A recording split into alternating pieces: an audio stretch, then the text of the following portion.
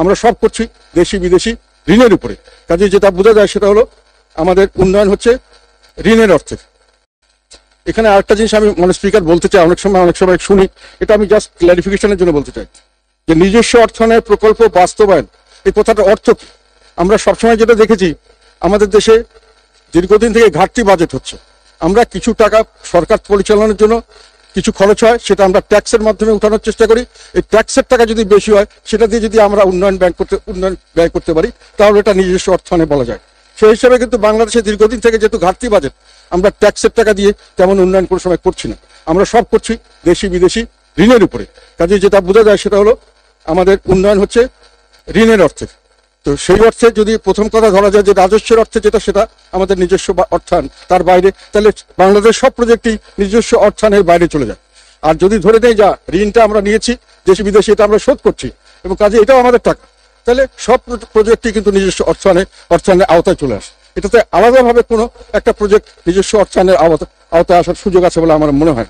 এই কথাটা নিজস্ব অর্থায়নের প্রকল্প বাস্তবায়নের কথাটা আসে এইভাবেই, যদি আমরা যে অর্থ বিভাগ বা সরকারি কোনো ডিপার্টমেন্টের যে টাকাগুলি আসে সেটা রাজস্ব আয় তার হিসাবে আসে, বিদেশি ঋণ হিসাবে আসে, দেশীয় ঋণ হিসাবে আসে, বিদেশি গ্র্যান্ট হিসাবে আসে, এবং বিদেশি যদি কোনো চুক্তি করে কেউ কোনো একটা প্রকল্প করার জন্য, সেটাও তার মাধ্যমে হয় চুক্তির সাথে সরাসরি সেই প্রকল্পে যায়, অথবা যদি তারা না দেয় তাহলে ওখানে আমরা এক্সট্রা ঋণ করে অর্থায়ন থেকে করে তার সঙ্গে চুক্তি করে প্রকল্পে আমরা দিতে পারি। মানে এক টাকাটা সরকার থেকে দিচ্ছে এবং সরকারি সেখানে দিচ্ছে এবং ঋণ করে দিচ্ছে, এবং ঋণের সেখানে সুদও আছে।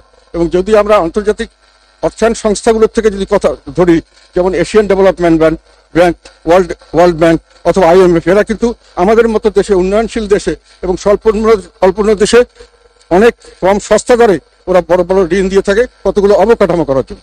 আর বাইরের থেকে আমরা যখন ওই অর্থায়নটা অন্য কোনো ব্যাংকের থেকে নিয়ে সরকারের মাধ্যমে চুক্তি করে সেই প্রজেক্টে দেই, সেখানে কিন্তু সেটা সবসময় বেশি খরচ পড়ে। কাজে আমি মনে করি নিজস্ব অর্থায়নের প্রকল্প বাস্তবায়নের কথাটা বললে সব প্রকল্পই নিজস্ব বাস্তবায়নে করা হচ্ছে।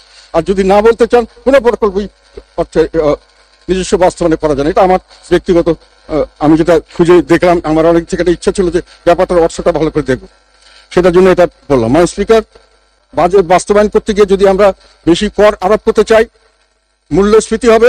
আর যদি আমরা ব্যাংকের থেকে লোন নিয়ে কর আরোপ না করে ব্যাংকের থেকে নিতে চাই, তাহলে চাকরি বাকরি বেকারত্ব বাড়তে থাকবে, তা উভয় সংকট।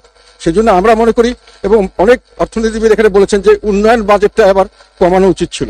উন্নয়ন বাজেট কমালে এইখানে কম সমস্যার সৃষ্টি হতো।